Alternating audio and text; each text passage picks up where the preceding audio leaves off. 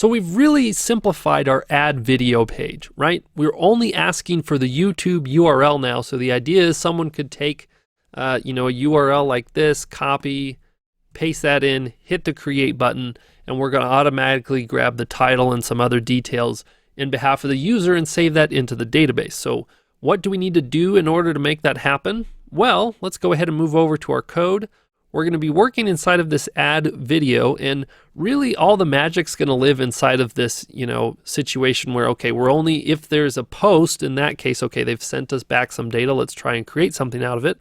But I will say that we need to know both for the post, but then eventually also for the get, which particular hall that we're working with, right? The hall meaning a particular hall of fame. If we go back to our models, one of them is called hall. We need to be able to grab that up at the top. And we already have the primary key to be able to go and grab that. And we have this line of code that gets us most of the way there. But let's go ahead and move this up top so that we can actually use this outside of this situation. So I'm going to cut this code, and I'm going to say up here, hall is equal to this hall.objects.get primary key, right? We've already done this before, nothing with that, but we do want to specify here that this is going to be the correct hall for the correct user, right? So someone should not be able to add videos to a hall that they do not own. That would be a bad thing. So we're going to say here, if not hall.user is equal to, remember 2 equal signs there, request.user, colon. So what we're saying here is if the hall user and the request user are different, we don't want them to be able to, add a video. In this case, this is when we'd want to raise a 404 error. So we'd say raise, and then we'd want to do an HTTP 404. Now, with this situation, you got to make sure that you spell correctly.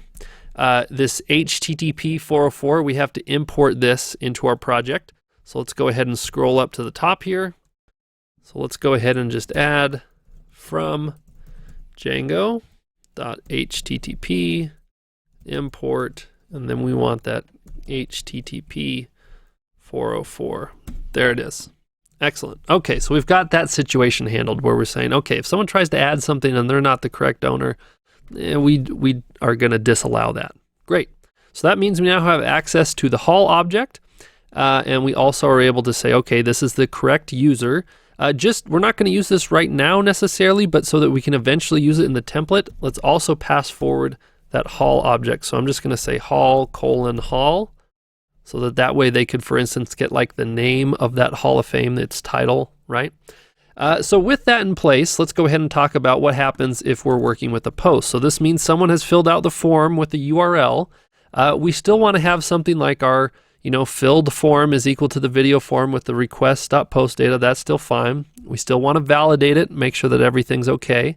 And we still want to go create a new video object and eventually fill out all these different pieces of information. In fact, this video.hall, we can just set that equal to our hall object that we created up above and then eventually save it. That's all fine, but instead of having the title being equal to whatever someone had submitted, we no longer get that information, so we have to delete that. And same thing with the YouTube ID, right? So now we kind of have to do some work to go and make sure that we have all the different pieces here. So we can leave this line here where we say the video URL is equal to whatever the clean data is. That's totally fine. Let's go ahead and move forward with that. But now let's move our attention to going and grabbing the actual YouTube ID. Again, if we go look at the YouTube URL a little bit, this is, the youtube.com/watch, and then it's the V equals to whatever this thing is. This is the YouTube ID. This is what uniquely identifies a YouTube video. If you know this, you can go grab its title, you can grab stuff like its rating, its keywords, like all sorts of different metadata about that particular video. So to grab this, we're going to be using a special library in order to make this happen. So again, let's scroll up to the top here.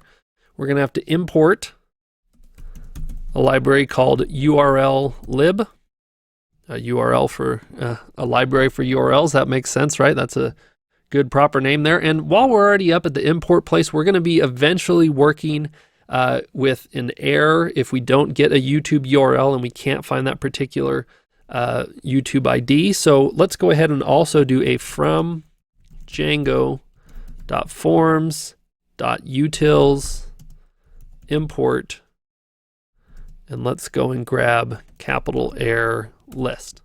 Okay, so we'll go ahead and save that. Now we can come back down and say, all right, we've set the video's URL, but now we're going to go and try and grab that YouTube ID.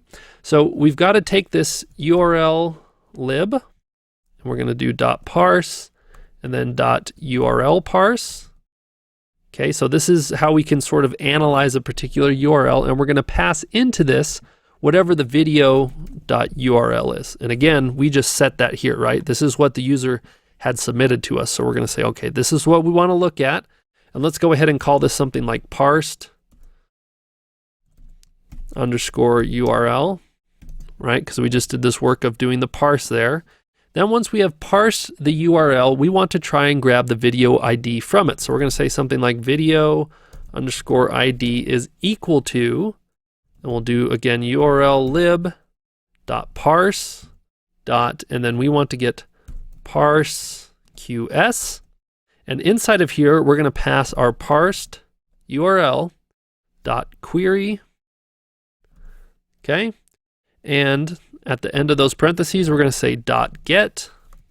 And then we're looking for the parameter v. So the reason we did v here is, again, URLs can have lots of different parameters, but this one, whatever it says, you have a parameter equal to, and then there's some value. So in this case, v, probably short for video, is equal to the following ID. So we're trying to say, hey, give us whatever v is. That's what this line of code is doing. Hopefully it's getting us that YouTube ID. So to verify that we actually got the proper video ID from this, we're going to do an if statement. We're going to say if video ID with a little colon there, and then we'll know that, okay, we were successfully able to grab whatever that YouTube ID is. Now, this isn't 100% perfect, right? Because someone could give us a URL like nickiscool.com and have a parameter that's just equal to v, right? So this isn't like 100% perfect. There could be some mistakes that happen here, but I think we're pretty safe with what we have now. You can always beef this up further if you would like. But now let's go ahead and tab this code over, because these are all things that we want to have happen if the video ID is correct. And first and foremost, let's go ahead and set that YouTube ID here. So tab this over. Okay, so this is now equal to the video ID. Video ID actually returns back a list to us. So we want to go ahead and grab whatever is at the 0 position here. So we'll go ahead and just throw a 0 in like that. But then the question becomes, okay, how do we go and grab the title? And I'm just realizing here, this video haul, we can cut this, put this up by its friend here when we create the video.